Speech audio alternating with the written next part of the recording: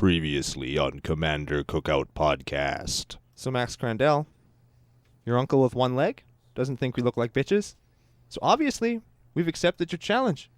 And you're going to die. It's not going anywhere good for you guys. Nope. Just so that you know. So where is it all going down? Where is it all going down? It's going down GP Vegas in June. We're going to meet him face to face, and I'm going to beat Max Crandell with a club. Hey, listen to Commander Cookout Podcast, episode 50. I'm Brando, I'm here with Ryan, and today we're going to answer the age-old question, what the fuck is Ooze Tribal? Now hit our theme song!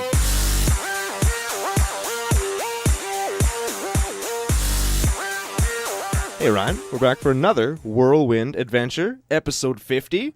How you doing? Well, good. What's going down? Whole ton is going down. We're going to clean house on Max Crandell later on in our cleanup step. We're going to finally answer a question that we ourselves asked ourselves way back in like episode 10.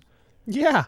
And we're going to have a good time doing it. Yeah, you used our one F-bomb for the show in the intro. Yes, I did. So now we have to heck everything. Well, people like when we say heck. I like saying heck. Yeah. Heckin' A. Shoutouts? No. Shoutouts. Wait. Social media coordinates. Social media I'm coordinates. getting ahead of myself. I actually wrote these down because it was hard to remember. It only took sometimes. 50 episodes for us to write it down. Episode 50 to get it. It's like when the Americans spent all those millions of dollars to invent a pen that would write in space, and the Russians just used a pencil. Yep. I know that it's bad to talk about the Russians like they're good, but I mean that was a. And the Americans like they're bad? Wait, no, that's not bad. That's not bad. It's just. Sometimes, You know what? That being said, the only thing that the pencil couldn't write on, in like the only surface in the space thing that the Russians took up, it couldn't write on windows.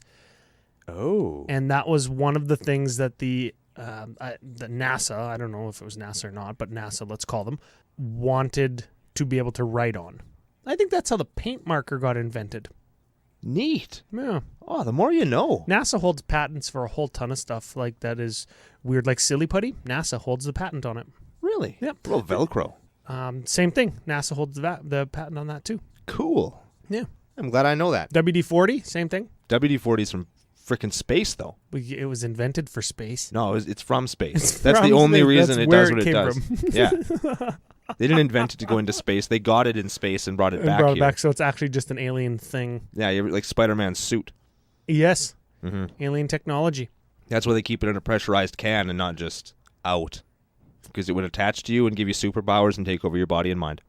I think you're talking about Venom. That's exactly what I'm talking about, except WD-40. You know what I imagined when you said Spider-Man's suit pressurized in a canister? I thought like spray paint. You can just spray paint yourself with Spider-Man's suit and you have a suit. That'd be kind of neat, actually. Do you start naked underneath and then you spray it onto yourself? Well, you'd have to start with some kind of like tuck job going on so that your wiener wouldn't be hanging out. Do you tuck it in between your own legs? Well, that's where you usually put it. It's not like you can turn it inside out like a sock. But if you tuck it in between your legs, then it's like out the back. Well, yeah, it goes up your butt crack. Not what I thought. I thought like, I don't know what I thought. I just blew Ryan's mind. Yeah. Now, before we blow it anymore, we're going to go on to these social media coordinates.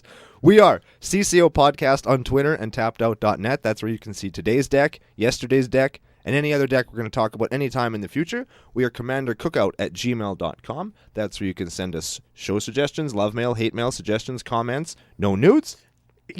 Maybe they can send nudes if it's like, no. Nope. Nope. Nope, not even then, Ryan. No, I was thinking about the tuck job again. I'm not interested. We're also Commander Cookout on YouTube, Patreon, edhrec.com, iTunes, Google Play, Google Machine, Facebook, and on Podomatic.com, where we valiantly struggle to take down those scrapbooking ladies. Scrapbooking ladies. Scrapbooking ladies. How are they number one? I don't know. By a long shot. We'll get them someday, CCO Nation. You just watch. For sure. And you know what? I guess we've been getting lots of request mores. Do you know what I mean? Like your Podomatic audience has requested more. That's when somebody from CCO Nation goes and hits the request more button on Podomatic. Thanks. You could do that on, not the exact same thing, but you can do it on iTunes. You can give us a 5-star review. Oh. Or a comment. I assume you can do that on Google Play as well, but I don't use Google Play. Yeah, I don't have Google Play either, actually. That Maybe, was F.U. Smitty's idea. I was going to say, F.U. Smitty. You tell us. Yeah, thanks for the idea. And give us a 5-star review. Speaking of 5-star reviews, thanks for all the new follows on the Facebook page. It's growing nicely. Oh, yeah, and lots of 5-star reviews there, too. Yeah, we really appreciate that. As also, I guess that's a good segue into a good review on Facebook, a like, a follow, entered into the Thraxamundar I Want to Play Zombie Tribal giveaway. Oh, yes. I like the deck. It is a good deck. I like it, and I bought the cube of dice that's coming with it, and I kind of wanted to keep them because I liked them.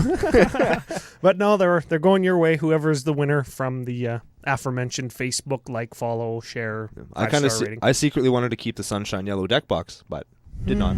Yeah. Yep. Previewed it on the show. Yep. Can't switch it now. Shoutouts? Shoutouts. Shout out to new patron Benedict Rawl. Benedict with a K too, like the letter K in his name instead of a C. Not as well as a C. Like it's just a K. Huh. I've never seen that before. Funny nickname? Dude, this is Benedict. It's a type of eggs. He doesn't need a nickname. You're right. Speaking of nickname, the Mark Niles funny nickname contest to win your Sliver package. Another perfect thing to give away during Tribal Arc. Yep, it's heating up. We have some really great suggestions have come we in. Suggested, or we read a few of the suggestions that we were talking about before the show, and there's a couple of them that are really funny. They're really, really good. So keep them coming. That's another giveaway you can be entered into to win. Last shout out. Huge, big shout out to member of CCO Nation, Ben Gum, who sent us a really nice email. Yes, he did. We're not going to read it on air because it was fairly personal. And when I say nice, I mean he said nice things to us, and we want him to keep fighting the good fight. Yes, sir. So big shout out to you, Ben. Yep, keep it up. Yep. And we're all behind you. On to the list. So as we said right off the top, we're going to be talking about Ooze Tribal today. Who helms an Ooze Tribal deck? Now, obviously, everybody's thinking, oh, they're going to be talking about the Mimeoplasm. But it's not the Mimeoplasm. Because here at CCO Nation, we don't do what you expect us to do. And we already did the Mimeoplasm once. Did we? Oh, no, I'm thinking of Yidris, because this deck is Yidris colors. Yes, it is Yidris colors. At first, I was thinking, maybe I should just do Yidris. He is good. Here's a Yidris list for you, but no. I decided to go outside the box a little bit further, and I picked a pairing of commanders. Oh. Partners. We're going to do Tana the Blood Sower. She's a 2/2 for 2 red-green. She has trample, and whenever she deals combat damage to a player, I get that many green sapperling tokens. 2/2 with trample for 4. That's not very good. No, I think colors. You're using it because I don't even know if you're going to cast her and attack with her, right? Well, you could. There are situations where you could. Maybe the other commander's a little better. Let's see what she does. Yeah, I think it's a he. He? Maybe. Well, I was looking at the big robot on the art, and I was like, well, I don't know if you can really tell with the robot. But yeah, I suppose the person in the picture is probably the person that's named on the card. Mm-hmm. Silas Ren Seeker Adept. He's a 2/2 as well for 1 blue-black. He has Death Touch. Ooh, I love Death Touch. Whenever he deals combat damage to a player, you may choose an artifact from your graveyard, and you can cast it. So he lets you miniature... Yawgmoth's will for an artifact. Yeah, if somebody wrecks your artifact, you can get them back. Or if you have something like a Lotus Petal or something like that, you can sack it and then play it again. You get a free mana every turn. Yeah. So he's okay. Maybe a little bit better. A little more likely to get cast. Yeah. Who knows? Honestly, I mostly just pick dudes for colors, and there's only one red-green dude, and thus you need a black-blue dude, and there we are. And, there's no better deterrent for a big creature from attacking you than like a 2/2 with Death Touch for 3. Yes. And then 5 if he dies. So, still a good way to stop an attacker, a 2/2 Death Touch for 5 if you have to cast him again. Yeah, they're decent defensive creatures, I suppose. Okay, but this is not a Silas Ren and Tana the Blood... What is her? Sower? Tana the Blood Sower. This is not their deck. This is an Ooze Tribal deck because, of course, we're doing Tribal Arc. Yes. So, should we get into the recipe a little bit with some quick hits? We absolutely should. Okay, so 32 other creatures. We're going to bang through them real quick, and then we're going to come back and talk about some highlights. All right, let's do this. Acidic Slime. 2/2, Death Touch, enters the battlefield, kills a thing, 5 mana. Adaptive Automaton. Ooh, 2/2 for 3, enters the battlefield, choose a creature type. Creature's the type, get +1/+1. Altered Ego. 4 mana and then X, enters the battlefield with X +1/+1 counters on it and copying target creature. Ancient Ooze. Ooh, there's another Ooze. Star for 7, power and toughness equal to the total converted mana cost of other creatures you control. He's a big. Argothian Elder. He's a 2/2 untapped 2 target lands for 4. Butt Gasp. Butt Gasp. He's not an Ooze. He looks kind of like an Ooze. No. Look at him. He's a vampire. He's a vampire. 2/1, can't block, get him back from your graveyard by landfalling. Butthole Ooze. And or Bloodhall Ooze is a 1/1 for 1. Something with green, something with black. He gets bigger. Yes. Chasm Skulker. Not an Ooze. Do you want to die? We'll explain that later. Okay, he's a 1/1 for 3. Whenever you draw a card, put a +1 on him. When he dies, you get squids equal to the 1/1s. Consumptive Goo. Here's a gooey, oozy kind of dude that I like from Scourge. 1/1 for black. Pay 4. Target creature gets -1/-1. Put a +1/+1 on Consumptive Goo. Dominus of Fealty. Not Ooze of Fealty is it mana, like is it hybrid, times 5. 4/4 flyer at the beginning of your upkeep. You may gain control of target permanent until end of turn. It gains haste. If you do, untap it. Elvish Aberration. Elvish Aberration, also originally from Scourge, I believe. 4/5 for 6. Tap. Green to your mana pool. Forest Cycling. Experiment Crush. This guy could have been the commander for the deck, but you wouldn't have been able to play black for some of the black Oozes. Or red for the red Oozes. 4/6 for blue, green, 2. Experiment Crush gains all activated abilities of creatures with +1/+1 counters on it, and you can tap him to put a +1/+1 counter on target creature. Experiment 1. Experiment 1 is a 1/1 for 1, has Evolve. Whenever a creature enters the battlefield with power or toughness that is greater than his, put a +1/+1 counter on him. When you remove 2 +1/+1 counters from Experiment 1, you can regenerate him. Fathom Mage. Fathom Mage is a 1/1 for green, 2. Also with Evolve, whenever a +1/+1 counter is placed on Fathom Mage, draw a card. I like that one with Experiment Crush. I do too. Make a big draw a card. Gobbling Ooze. Gobbling Ooze. What a funny name. He's a 3/3 for 5. Pay a green, sacrifice another creature, put a +1/+1 counter on Gobbling Ooze. Gyre Sage. Another one with Evolve. A 1/2 for 2. Tap to add a green to your mana pool for each +1/+1 counter on her. Good for all of the Oozes with X in their casting cost. Hermit Druid. Hermit, what the hell? You play like 25 basics in this deck. It's for value. A value Hermit Druid. Value Hermit Druid. Let's give him a read. He's a 1/1 for green 1. Pay green, tap, reveal cards from the top of your library until you reveal a basic land card. Put that card into your hand and all other cards into your graveyard. Graveyard shenanigans. Okay. Inexorable Blob. Inexorable. Yeah, that is what it says. Yeah. Inexorable. How do you... Don't test me, Ryan. He's a 3/3 for 3. Ooze Delirium. When he attacks, if there are 4 more card types among cards in your graveyard, you get a 3/3 green Ooze creature, also tapped and attacking. Mephitic Ooze. What the heck is this? It's from Darksteel? Yeah. A 0/5 for black 4. Mephitic Ooze gets +1/+0 for each artifact you control. Okay, this is okay with Silas. Whenever Mephitic Ooze deals combat damage to a creature, destroy that creature. The creature can't be regenerated. Now that's Death Touch. Excellent. Metallic Mimic. Metallic Mimic. 2/1 for 2. When it enters the battlefield, choose a creature type. It has that creature type. Whenever other creatures you control of the chosen type enter the battlefield, put a +1/+1 counter on them. Mitotic Slime. I always forget this is an Ooze for some reason. 4/4 for 5. When it dies, you create 2 2/2s. When those die, you create 4 1/1s. Actually, it's 2 1/1s, but you get them for each Ooze. Morphling. Not an Ooze. Morphling. 3/3 for blue 3. Morphling does everything. We'll talk about him later. Very good. Necrotic Ooze. Necrotic Ooze. 4/3 for black 2. As long as Necrotic Ooze is on the battlefield, it has all activated abilities of all creature cards in all graveyards. Oh, baby. He also does everything. Yes. Just imagine if Morphling's in your graveyard. Then he Ooh. does everything twice. Maybe that is a thing. Who knows?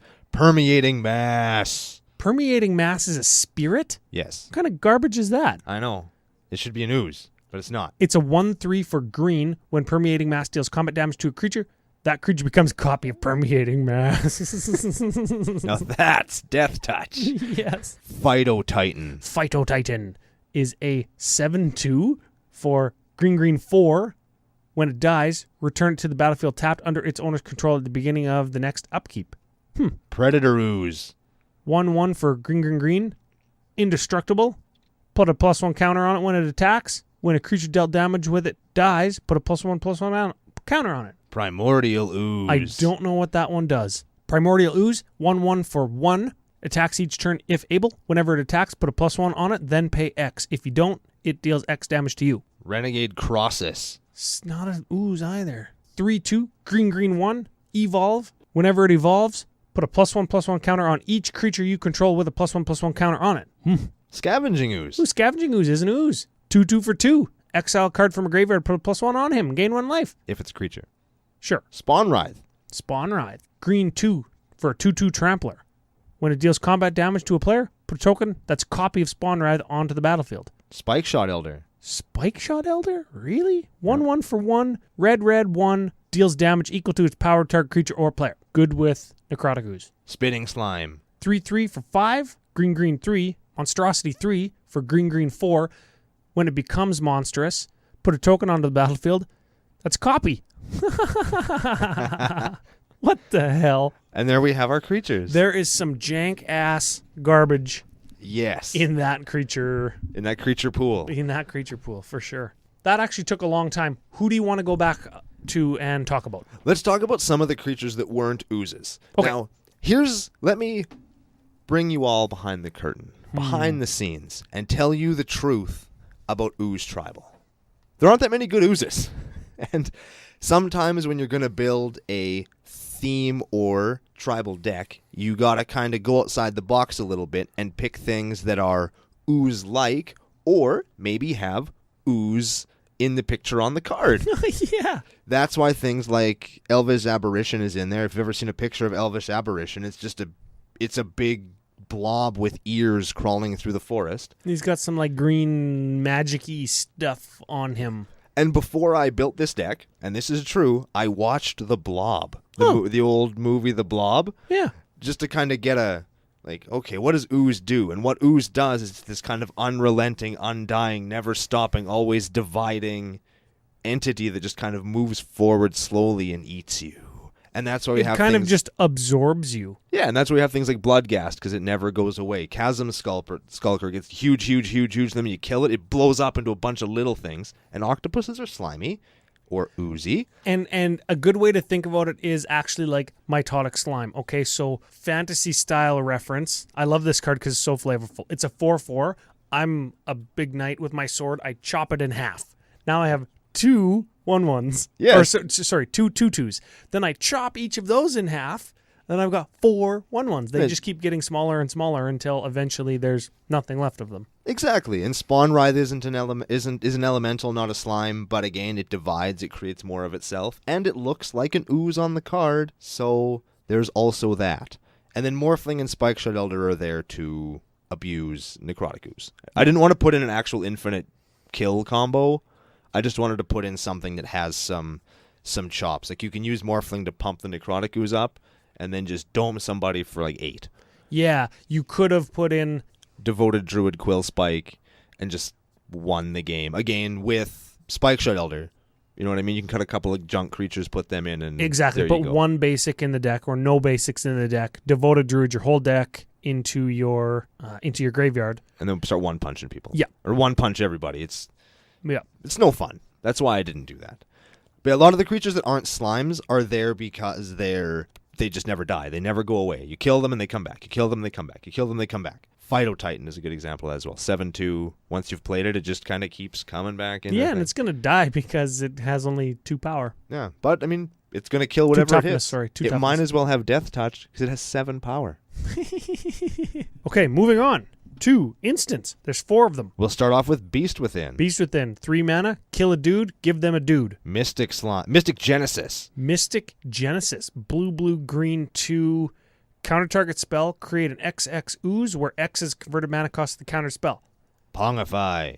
Kill their dude, give them a 3/3 monkey. Void slime. Counter target spell, activated or triggered ability. And it's a slime. Yeah. Cool. Yep. Yeah. Also, just a note, I think Pongify should be rapid hybridization. It's the same card, but it's a little bit more flavorful because it gives them a frog mutant instead of a gorilla, and the picture is a little bit more like it's a dude crawling out of his skin, so it's just a little bit more flavorful. A little bit oozy. Yeah, still gives you a Yeah. cool removal spell, but a little bit more flavorful there. Sorceries, 7. Let's get into these ones. We got Creeping Corrosion, Destroy all artifacts. Gelatinous Genesis. Gelatinous Genesis. Listen to this. Green XX. Put XXX green ooze creature tokens onto the battlefield. What the hell? Kids, do not Google that card.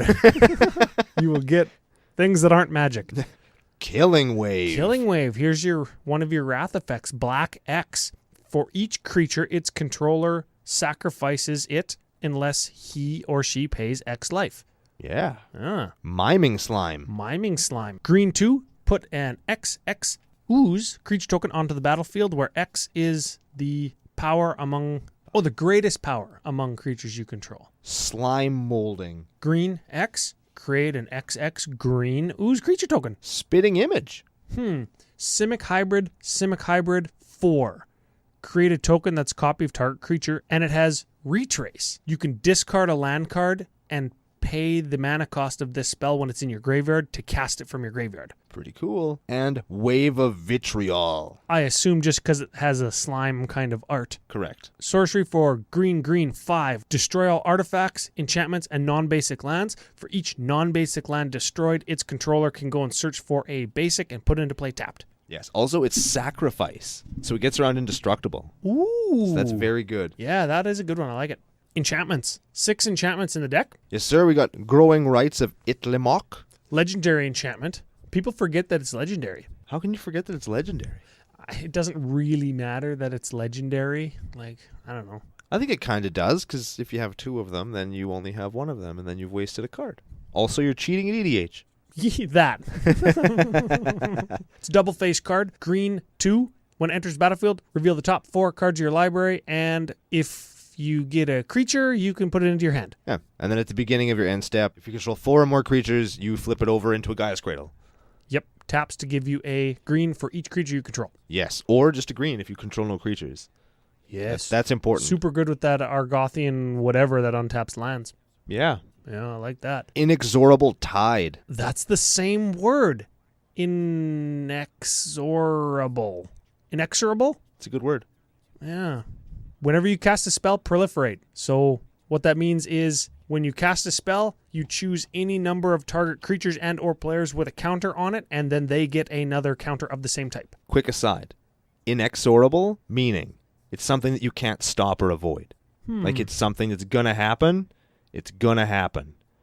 It's like the split second of words. Whoa! Ooh, there we go. Too bad they don't make an inexorable card that has split second. Get on it, wizards. Yeah. Up next in the enchantment category, we have Ooze Flux. 4 mana enchantment. Green 1. Remove 1 or more +1/+1s from a creature you control. Put an XX ooze onto the battlefield. Power and toughness equal to the number of +1/+1 counters removed this way. What a stupid card. What the hell? It's not that bad. Initially, when I built the deck, I had a Vigor in it. Vigor is a creature that prevents all damage done to other creatures you control, and instead they get that many +1/+1s. So you could like block a 5/5, your dude would get 5 counters, and then you could use the Ooze Flux to take the counters off to just keep your army of oozes building. Yeah, 2 mana 5/5 in that case. Next up, we have Ooze Garden. Ooze Garden. Green 1. Sacrifice a non-ooze creature. Put an XX green ooze creature token onto the battlefield where X is the sacrifice creature's power. Bloodghast. Oh, yeah. Okay, Bloodghast. Or Phytotitan. Or Phytotitan. It's a 7/2, and XX green ooze would be 7/7, not 7/2. Yeah. And you get the Phytotitan And then you get back. the Phytotitan back. Okay. Parallel Lives. Parallel Live. If an effect would put 1 or more tokens onto the battlefield under your control, it creates twice that many tokens instead. Steel Enchantment. Gain control of enchanted enchantment. I put that in there just because I wanted to hear you read that. I just wanted you to read that card. Okay, well, you got your wish, I guess. I did it. I won. Also, that does come in handy quite because I'm not playing things like Mirari's Wake, obviously, because it's out of my colors. I'm not playing... Any, like, mana doublers? No mana reflection, none of that stuff. But lots of people in our play group do, so I could steal it. For 2 instead of, like, for 5 so or for they 7. can pay F and 6 or 7 or whatever it is, and then I'll just take it. Okay, Yeah, I don't mind that. There's some fairly significant things you can just get with Steel Enchantment. I think that's an underrated and underplayed card. I think so. Moving on to artifacts. 15 of them, and I see some definite tribal includes here. Yes, I was trying to be very thematic. Also kind of feeds in, what I did was I built like a general tribal package. So if anybody out there is trying to build, like I did, a tribal deck with a tribe that isn't very well supported, like Oozes, or dinosaurs when only the one set was dinosaurs, there's a whole bunch of cards in here that you can just go out, get them, and they go in literally every tribal deck you'll ever build. If you want to, you lose some spice for it, but you can play the deck, and it makes the deck a lot better than it would be without them. Okay, let's take a look. Achroma's Memorial. All your creatures are Achroma, Angel of Wrath. Just look her up and you'll laugh. Crucible of Worlds. Why is this in here? That's what I had to ask you. Crucible of Worlds, artifact for 3. You can play land cards from your graveyard. I had an extra one, number 1. And if you Hermit Druid a bunch of your non-basics away or Wave of Vitriol them away, you can get them back. I guess Wave of Vitriol wouldn't. Well, no, you can still play this after the Wave of Vitriol and just get them back. It's just a way of kind of keeping your land After around. you Hermit Druid or Wave of Vitriol, you never miss a land drop, pretty much. Correct. The land base is not shaky, but you do need lots of lands in the deck to make Lots it go. of X's, right? Yeah, lots of X's. So it's important if somebody blows up your land, you get ruination, you get something terrible happen to you. This just helps you rebuild. Very good. Dimir Signet. That is the blue-black signet. Golgari Signet. Black-green signet. Gruul Signet. Red-green signet. And for the newer players, the signets are a series of 2 mana artifacts where you tap 1 and it gives you 2 mana of the colors that I just said. And there's 1 for each color pairing, so there's 10 of them. Next up, Herald's Horn. Herald, our good friend Herald. 3 mana artifact. When it enters the battlefield, choose creature type. Creatures of the chosen type cost 1 less to cast. At the beginning of your upkeep, you can reveal the top card of your library. If it is the revealed creature type, you put it into your hand? Yep. Oh, excellent. Yeah, that's pretty good. That's a pretty new card too. Next up, we have Mimic Vat. 3 mana artifact. When a creature dies, you can imprint it on Mimic Vat, and you can pay 3 mana, tap it, you get a copy of the imprinted creature. It's pretty cool. Yeah, and then it dies at the end of turn, or you exile at the end of turn. It's very inexorable. Ooh. Also, if you get something giant with it, like let's just say a Blightsteel Colossus that you caught on the way to the graveyard because you made them Wave of Vitriol it away, not only does it not get shuffled back into their library, you can make one, kill somebody, and then sack it to Ooze Flux to get a 12/12 Ooze. Ooh. There you go. I like it. Mirror of the Forebearers. Also a new one from Commander 17. 2 mana artifact. As it enters battlefield, choose a creature type. Pay 1 until end of turn. Mirror of the Forebearers becomes a copy of target creature of the chosen creature type, in addition to being an artifact still. It's a Ooze. It's a Ooze. I just needed more Oozes. There's one. Pillar of Origins. Pillar of Origins. Ixalan tribal flavor. Enters battlefield, choose a creature type. Add 1 tap, add 1 mana of any color to play chosen creature type card. It's a rock. Yeah. Rakdos Oh, Signet. another signet. We missed one. Pay 1, tap it, get black-red to your mana pool. Sculpting Steel. This would be another Ooze. No, because you can only copy artifacts with it, right? Yes. 3 mana, enters the battlefield, copy target artifact. Yeah. So you could copy one of your tribal artifacts or what have you. Simic Signet. Another signet. Geez, why didn't we do them all at the same time? Because alphabetically, they don't come one after the other. I guess so. This is the green-blue signet. Sol Ring. Everybody knows Sol Ring. Tap to add 2. Urza's Incubator. Urza's Incubator. Choose a creature type when it enters battlefield for 3 mana. Creatures of the chosen type cost 2 less to cast. And lastly, but not leastly, we have a Vanquisher's Banner. Vanquisher's Banner. Enters the battlefield. Choose creature type. Creatures of the chosen type get +1/+1. Whenever you cast a creature spell of the chosen type, draw a card. I like this one lots. It's a very good card. Yeah, and that costs 5 mana. And just as an aside, for anybody who doesn't know, we've got lots of X casting cost creatures. When you play an X casting cost creature with the artifacts reduce casting cost, you do add that reduced cost to the X. So Urza's Incubator, when it reduces the cost by 2, X is immediately 2. Yes, X is immediately 2 more than how much mana you were going to pay into it. Yes. Yeah. So you could pay nothing for X and still get a 2/2. Exactly. And for the instants and sorceries that you pay X and put an XX into play, those aren't creature spells, so you don't get the benefit from Urza's Incubator or Herald's Horn. Correct. They just make your great big oozes cost less. Yes. Yes. Also, I was making a point that I made already about the limited support tribal, so we could probably dicker around with the artifacts a little bit, as I'm sure we will later in the show, Very much so. to spice it up a little bit more. Now let's look at some of the stats of the deck. We have got card draw. 3.5 card draw spell. So how do you get a 0.5 card draw spell? Well, I counted Herald's Horn as a 0.5 card draw spell because you don't actually draw a card every time you reveal the top card of your library. Right. You just don't, right? Same, I guess, with Growing Rights of Itlamok. You could whiff on that and not hit any creatures. The odds are in this deck you won't, but it is possible. It is possible, right? So take it with a grain of salt. I mean, it's going to give you some value there when you're revealing an ooze off the top of your deck, but you might not get that. Yes. Okay, targeted removal, 7. Counting, Consumptive Goo. That's probably my favorite one in the deck. Remember, that is a 1/1 for black. You could pay black 2 to give target creature -1/-1 and put a +1/+1 counter on Consumptive Goo. It's a really good card, Especially when you got lots of mana. which the deck should. It should. I like also Scavenging Ooze because he can gain Consumptive Goo's ability if it's in your graveyard. Spike Shot Elder, same thing. I also like Necrotic Ooze because he can gain Consumptive Goo's ability when it's in your graveyard. He can gain Scavenging Ooze's ability. He can gain Spike Shot Elder's ability. He can gain Morphling's abilities when he's in your graveyard. And all of those things can help you plow through for extra damage or just get guys out of the way or, I guess, eliminate your opponent's attackers if they're coming in at you. Yeah, he. At first, it kind of looks a little bit loose, like why are you even bothering to play Necrotic Ooze without the combo? There's enough dudes in here where you can get a lot of value out of a Necrotic Ooze, which I think is kind of the fun where you, say, take all the cards and mash them together into a ooze-shaped ball and throw it against the wall and see what sticks. How many slime references can we make? I'll bet you there's lots. I bet you there's lots. Mass removal, 3. We've got a Killing Wave, pay X for each creature that you want to keep. Sorry, pay X life for each creature you want to keep. And that's going to be lots of life because you got lots of mana in this deck. Yes. Creeping Corrosion destroys all artifacts.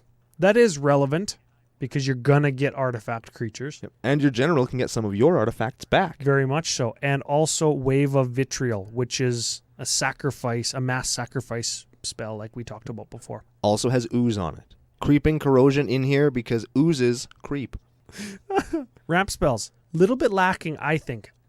I found like one dedicated ramp spell in Growing Rights of Itlamok with a question mark. You've got enough creatures that you're going to trigger it most of the time, and then it gives you lots of mana. So I think that counts as a ramp spell. You can also go turn 2 Saproling generating general, and turn 3 you could turn that thing on. Growing Right of Itlamok. I guess so, yeah, if you go like turn 1 Soul Ring or something. Yeah. Turn 1 Soul Ring Signet, her turn 2, you could swing, and now you have 3 guys. And so your turn 3, Growing Rights of Itlamok, isn't so bad. How do you swing on turn 2 when you just cast it? 3. You swing on turn 3. Oh, swing on turn 3. Yeah, you cast on turn 2, swing on turn 3. Yep. Not obviously was something you want to bank on, but it is a thing that could be done. I got that. Mana Rocks and Dorks, 12. Now, I've included the cost-reducing cards because they do actually give you a greater benefit than not having them. And then we talked about the signets. We talked about the few guys that tap for how many +1/+1 counters are on them. We talked about the Elvish Aberration that taps for 3 green. There is lots there. 12 rocks and dorks. That's lots. Yeah. And lots of them give you multiple manas. Okay, let's talk about some of the actual one-off categories that are specific to this deck. There's 13 cards that deal with +1/+1 counters. And they're kind of all ooze themed. If they're not ooze themed, they have to do with evolve, which some of the oozes have evolved, so they're kind of still ooze themed. You're going to appreciate this because the evolve theme in Magic comes from the vat of ooze that Experiment Kraj was born from after Momir Vig created him on Ravnica. Whoa. So it's a storyline thing. There we go. And in original Ravnica, the Simics thing was, what was it, Graft? Graft. which was +1/+1 counters that moved all around and did all sorts of things. We're going to talk about Graft in a little while. Yes, we are. I keyed on that from when I did the show notes. Before we do, though, a couple questions. Actual commander selection. We talked about playing Yidris, not wanting to do that, and we've already done a Yidris deck. Non-white, that's what we're playing. Why not Rayhan Last of the Abzan, and or maybe like Crom, Ludwig's Opus? I looked at that one was my kind of second choice because I felt like it was kind of again, like you say, she deals with +1/+1 counters, and he makes you draw cards, which is really good. I picked this one because Tanya kind of has that inexorable feel to her where she starts hitting you and you build a little army. Mm-hmm. Lets you kind of rebuild after a Wrath, which the deck kind of is like, oh, I got Wrath, now it's going to take me a while to rebuild myself. And the Silas Wren lets you get your artifacts just back from your graveyard. And I think that that's important as well because you need that mana. And Akroma's Memorial is sort of a win condition, and it dies all the time. Akroma's Memorial, you mean? Yeah, Akroma's Memorial dies all the time. I get, we didn't actually give that a read, so let's just give it a read, because if it's one of the win conditions, it's probably important that everybody knows exactly what it does. Akroma's Memorial is a legendary artifact for 7, and what it says is, and I quote, creatures you control have flying, first strike, vigilance, trample, haste, protection from red, protection from black. Seems good. That seems like it would get you there. So if you need your commander to help you bring that back, then I guess you play Silas Wren. It's one of those tricky things where you're kind of playing some jankier stuff, and it's spicy and it's fun and it's swingy and all that kind of really good stuff, but there's sometimes where you got to win the game, and this is the pairing that I thought would give me the most chances to win the game. Not the best chances, but the most chances, which again, inexorable. Ooh. Okay, let's get into a little bit of how the deck feels to play. So turn 1, you've got 6 feasible 1-drops. 36% chance to get one in your opener. That's like 1 in every 3 games. I think that's fine. That's pretty good. That tells me the deck isn't really trying to play the fast game.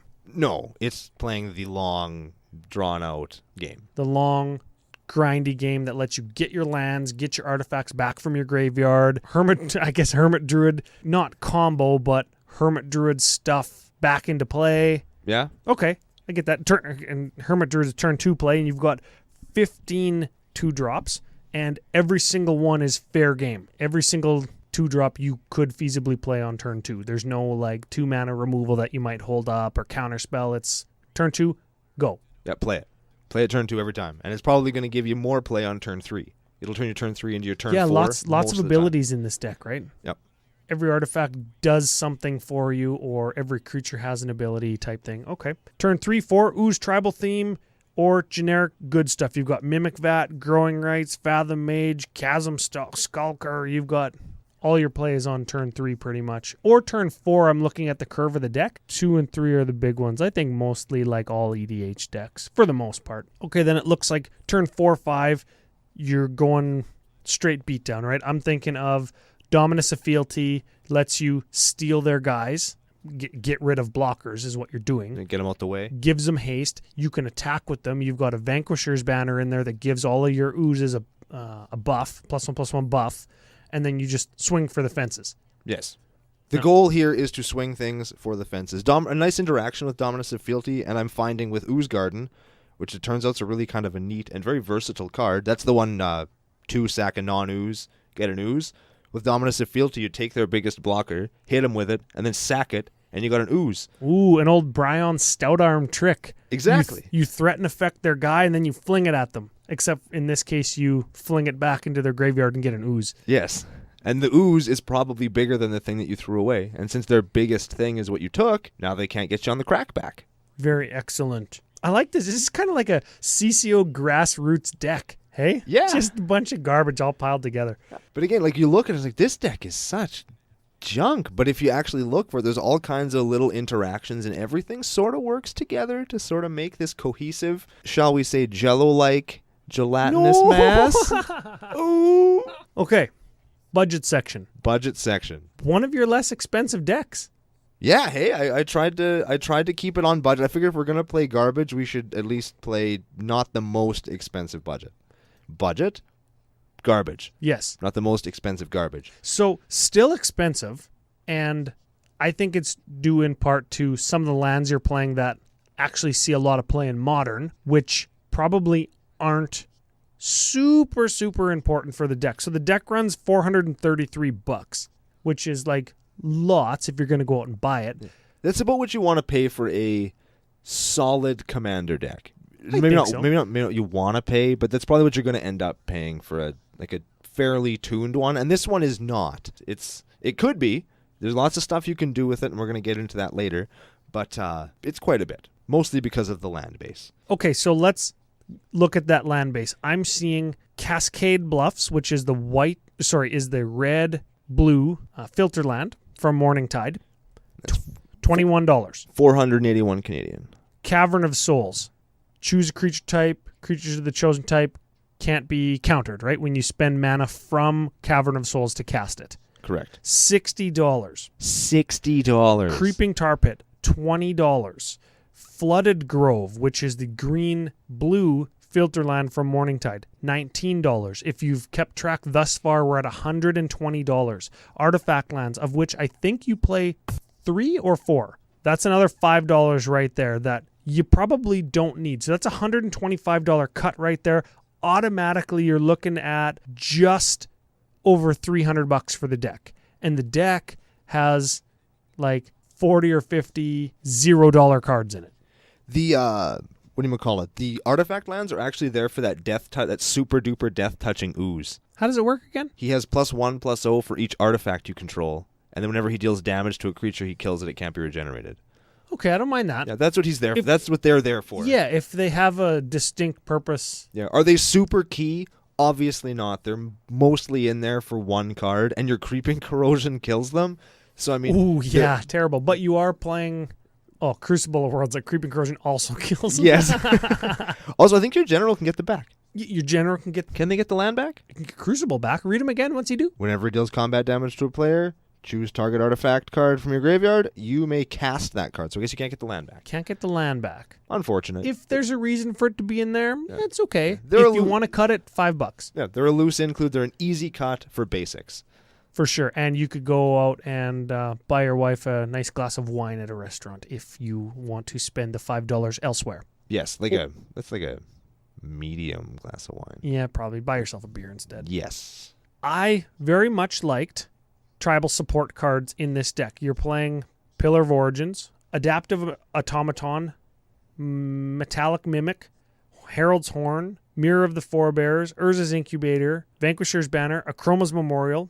Generic good stuff. Very much like it. What about, and I'll list them off and then you can tell me about them all.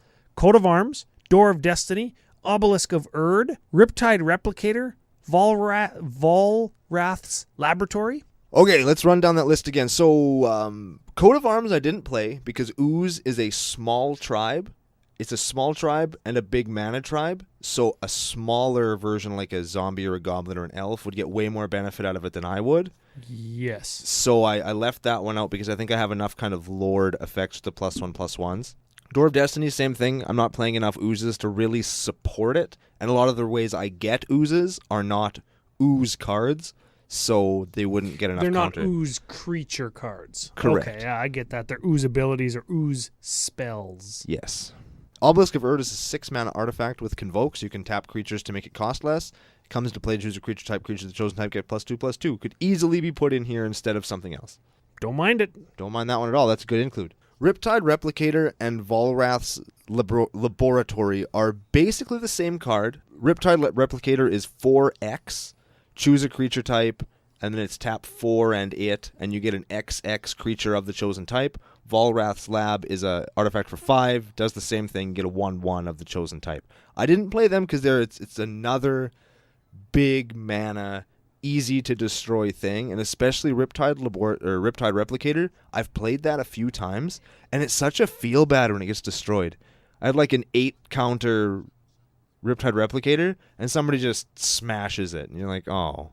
Yep. I got no value out of that at all. Thanks for time walking me, Joel. Yeah. F you, Joel. Okay, how about the Mimeoplasm in this deck? He's an Ooze. Where's he at? I didn't put him in there because everybody expected him to be there, but he could very easily... You know what, too, is is he just from your graveyard? If you remove things from your graveyard, lots of your guys are like 1/1s or 2/2s that, or 0/0s that don't actually give him any bonus. Now, Mimeoplasm is from any graveyard. So it's a decent hate card. It's a solid thing. It's an ooze. It's everything that this deck wants to do. I just figured it was too... Everybody see him coming? So F that guy. Don't need him. Yeah, I'll play Yule Ooze instead. I really wanted to play Yule Ooze, but I didn't. Mostly because tappedout.net wouldn't let me add him to the deck. Oh, no way. He wouldn't let me add Yule Ooze. They kept saying... So, for those people that don't know, there's like a holiday reward card that comes out every year around Christmas time. I think it was 2 years ago was Yule Ooze. Yeah, a couple years ago. And he is a whatever for green, red 2. I think it's got like trample and death touch and it does a bunch of stuff. And if he gets destroyed, if you eat some food, you regenerate him. Yeah. It's super cool. And I really wanted to play him, but won't let me add him on the thing. Same deal as with Grimlock episode from a while back. They wouldn't let me put Grimlock in the list. Apparently there is a way. We had a guy on Twitter tell us the way how to do it, but I don't remember what it was. Yeah, and I'm lazy and haven't done it. So if you're still listening, or if anybody out there listening knows how to add unglued cards to tapped out lists, let me know, and I'll go back and I'll fix that up. Very good. I think Rayhan, Last of the Abzan, does have to be in this deck. It was an all-star and Evan deck from episode 44 a couple weeks ago. +1/+1 counters theme. It's just a good card. It is a very good card. He could probably go in. Do you think he'd be part of the 98? I think so, yeah, because it is green-black, and you'd have to switch your other commander as well. Yeah, and the blue-red ones aren't very good in this deck. We've been over that already earlier in the show. Yeah. Maybe you cut Morphling? I don't know. Do you cut Morphling? I like Morphling. Let's give him a read, because we didn't actually read Morphling. Now, Morphling, for those of you who haven't been playing as long as Ryan and I have. Classic all-star. You're going to look at Morphling, $10. What the hell? Morphling used to outfight entire decks all by itself. It was the winner in mono blue control. Yeah, it just won the game. It was the Jace the Mind Sculptor of its era. And looking at it now, it doesn't look like it should be, but he's a really good card. Let's give him right here. He's a 3/3 for 3 blue, and he's got a litany of abilities. Here we go. Blue, untap Morphling. Or blue, Morphling gains flying until end of time. Or blue, Morphling cannot be the target of spells or abilities until end of turn. Or 1, Morphling gets +1/-1 until end of turn. Or 1, Morphling gets -1/+1 until end of turn. He attacks, he blocks, he flies, he shrouds, he does everything. He beats wholesale ass. He beats wholesale ass. And he gets big. Couple +1/+1 counters on him, so you can activate that +1/-1 ability a couple more times. You make him a 5/5, you can actually give him +4/-4, and he's like huge. He turns into a 9/1. He turns into a giant beater that flies and shrouds and untaps and blocks. Yeah. He goes back into his native form at the end of turn, and then you can buff his butt. Yeah. So with a Growing Right Levitlamok and a bunch of tokens, you can turn a Morphling for 1 land into an incredibly savage beating. Yeah, Morphling is good. Actually, savage beating in this deck. That's inexorable too. I wish that there was a card called Wholesale Beating or something. Yeah, there's Ass Whooping. There is Ass Whooping. But that's an unhinged card. An you know what's card. funny is my next line on the notes, Crucible of Worlds, $66. Little arrow over. I would be okay with Yule Ooze. You just talked about that. $37 for that card. For Yule Ooze. Yeah. Yeah. What holiday promo cards there? You know what's funny? It's not very often that I say $37 card in the budget section. Yeah. And it's half as much as the card that we're cutting, which is almost 70. Yeah. The Crucible is something you could definitely cut. I only put it in there for shenanigans with Hermit Druid, or if you have to blow up your own artifact lands or whatever. You know what I mean? It helps you rebuild. It helps you not miss those land drops. It is important. Yeah. And it makes the deck much more powerful. But if you don't have one, you could cut it for something else. Yeah, for sure. And Yule Ooze. If any of your friends ever say, that's an unglued card, if you play a Yule Ooze, you just slap the hell out of them. Yeah, put the Yule Ooze in your hand and then slap them with your hand with the Yule Ooze in it. Yeah, make sure it's in a sleeve, though, because you don't want to wreck that thing up. They're hard to find. Yes. Yeah, Aaron at our LGS has one, and I've been debating buying it for years. I would just pull the trigger. You think I should just pull the trigger on that one? Yep. I pulled the trigger on some uncards. We always talk about super secret tech, Ashnod's Coupon, sacrifice a target creature, get you target drink, and Cheaty Face. Oh, Cheaty An Face is all-star so in good. our play group. And Brando's favorite trick with Cheaty Face. Brando's favorite trick with Cheaty Face. And hold on. Cheaty Face is a blue 2, right? Or blue 3? I think it's blue. Doesn't matter. Blue, whatever it is, it's a creature that if you can sneak it into play without your opponent noticing, you can cast it for. It's like casting it for free. Yeah, it just stays there. They can't get rid of it. So my favorite thing to do is you get Mindslaver and you Mindslaver your opponent. So it's online. Just dump a bunch of Cheaty Faces into play and say, "You don't notice." It's so good. It's awesome. Graph cards. Plax Caster Frogling is 40 cents. Novigen Sage is 23 cents. And my personal favorite, Llanowar Reborn is the land, 29 cents. Very good. I think you could play them. We could play. Does Blackcaster Frogling do another thing? Because most of the graft cards did something. Novigen Sages lets you tap 2, remove a counter, and draw a card. Correct. I think it's removed 2 counters to draw a card. Correct as well. Plaxcaster Frogling is a 0/0 for 1 green-blue, graft 3, so it comes into play with 3+1/+1 counters on it. Tap 2, target creature with a +1/+1 counter on it gains Shroud until end of turn. I don't mind it. It's some protection. That's not bad. Yeah, and I think a frog kind of would hang out with a bunch of oozes. Frogs are slimy. I think they would And go to this the one bar looks like together. this one looks like it's shooting a laser. It's doing a Kamehameha for all the Dragon Ball Z fans It out there. actually does look like that. Yep. Same color and everything. Legit. Kamehame Frogling. Kame Frog! And Llanowar Reborn is graft 1, comes into play tapped. Yep. And when a creature enters the battlefield, you can move the +1/+1 counter to that creature. Yeah, so it just kind of makes a creature bigger just by having the I don't land. mind in that. play. Not too you bad. you could cut it, or you could play it instead of like a basic forest. Yeah. Yeah, I think that's fine. We're talking about the deck, $433. Everything that we suggested, going back up to the lands, if you, let's say, played the tri-lands, the slow fetches, and a couple of the other, including Yule Ooze instead of Crucible of Worlds, you could save just over $200 for the deck. And then the deck would cost around $230. And that's something that I would, like, if I'm going out to buy an entirely new deck, and you have most of this, if you've been playing for a few years, lots of this stuff's in your trade binder. Lots of this stuff you can go out with one decent standard card and trade for almost all of it.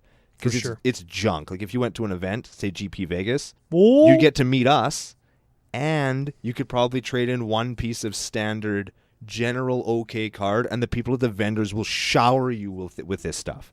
bring your foil Ooze cards to Vegas for Brando. Yes. I'll trade you for them. Yeah, you actually just traded a guy online. Yes, I did. We worked out a little deal over the Facebook group. You finally got rid of your Japanese Micaeus. Yeah. I'm finally going to get an English Micaeus. I'm so excited. I'm going to play Yeah. Mike and Trike all day. I'm such a piece of crap.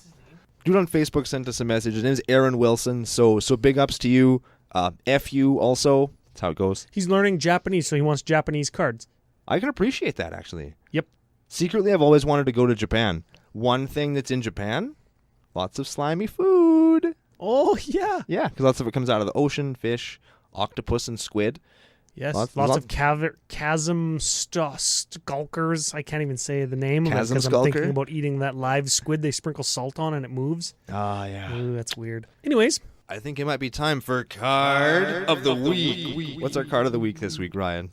I think Gelatinous Genesis. It's $1.80 American. It's like $42.89 Canadian. Yeah. And if you like Triple X, this is your card. If you like cards that say X on them, it's read it again real quick for him, Ryan. Gelatinous Genesis. Sorcery for green, X, X, put X, X, X, green, ooze, creature tokens onto the battlefield.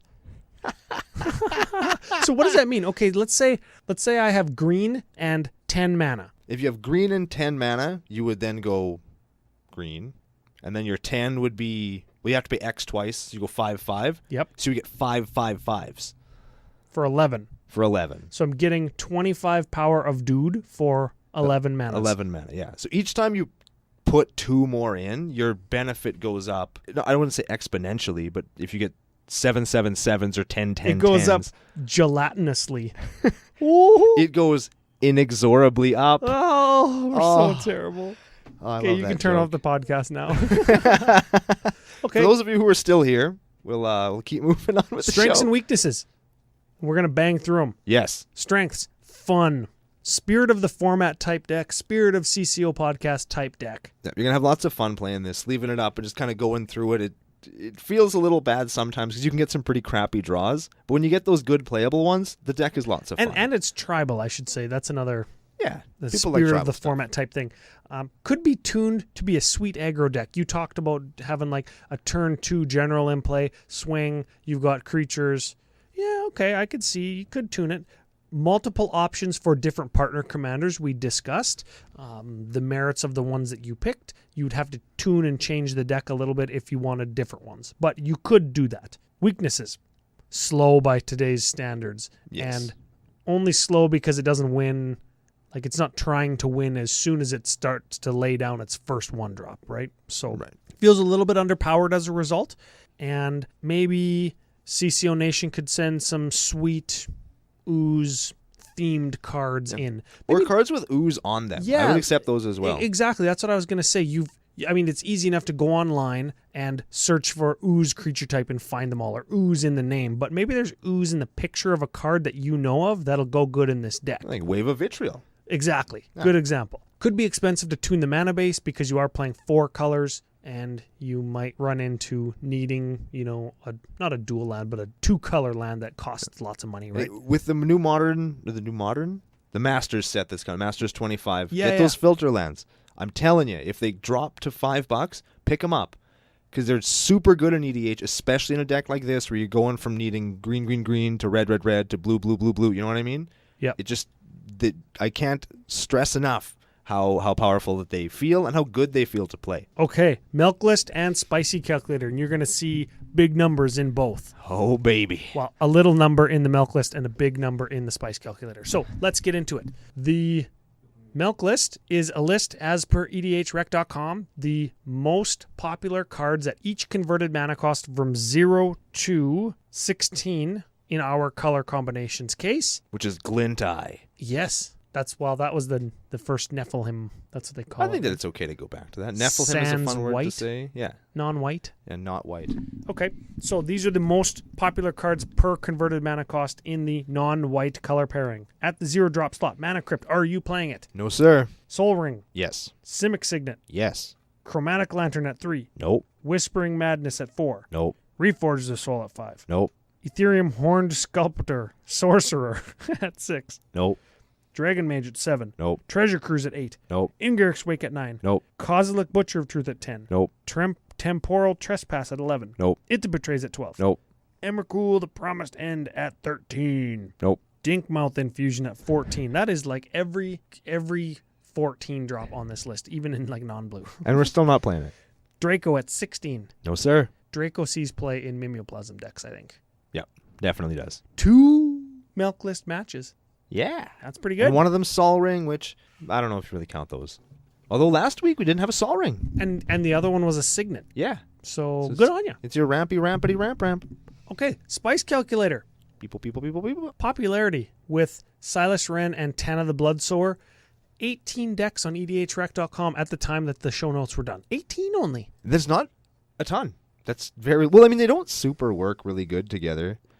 Yeah, well, color pairings, remember we talked about that. 6th most popular EDH commander for this color combination. Not the least popular, but I mean, there's the commanders, like there's the Nephilim, there's Yidris, and there's the partners. So there's only so many to go around, although the Glintine Nephilim, which isn't even technically a legal commander, is more popular than these two. Yeah. So He's the 6th most popular one. Yidris by far and away is the first. Like Yidris has over 2,200 lists. The next guys down is Vile Smasher and Kadeli, 329 lists. Yeah. Anyways, average converted mana cost, 3.26, which is a little bit lower than the 3.5 average that we kind of talk about, but I think the deck actually feels like it's a little bit heavier than that because you're playing so many X spells. Even your Wrath Effect Killing Wave has an X in its casting cost. Yes, and a lot of those low mana cost things are meant to help you pay your high mana cost things. Yeah. Yeah, lots of dorks and rocks and stuff. Critical Turn, I maxed out at 5 because I don't think this deck is doing anything before turn 5. Nothing really fast. You don't really get the fast win. You could maybe get a really lucky Hermit Druid into Necrotic Ooze if you get the nuts, but even then, like Necrotic Ooze costs 4 or 5 mana, doesn't he? So even if you get him online on turn 4 or 5, you're still not going to win with it because you don't have any infinite combos in the deck. Correct. So you're playing the big creature swing for the fence game. Yes. Optimal game size, I think in these slow decks, you want to play them in the big games, the more than your regular 4-person pod games, your 5-player or 6-player games. Agreed. Yeah. And those games do exist out there. Everybody talks about EDH on podcasts or in articles as 4-player format. Not always. Yeah. Uniqueness rating. This is where you scored all your points. If you look at the stock list for Silas Wren and Tana the Bloodsower on EDHRec.com, your deck has 58 cards that are different. Yeah. 58. Not including the land, of course, but 58 different cards.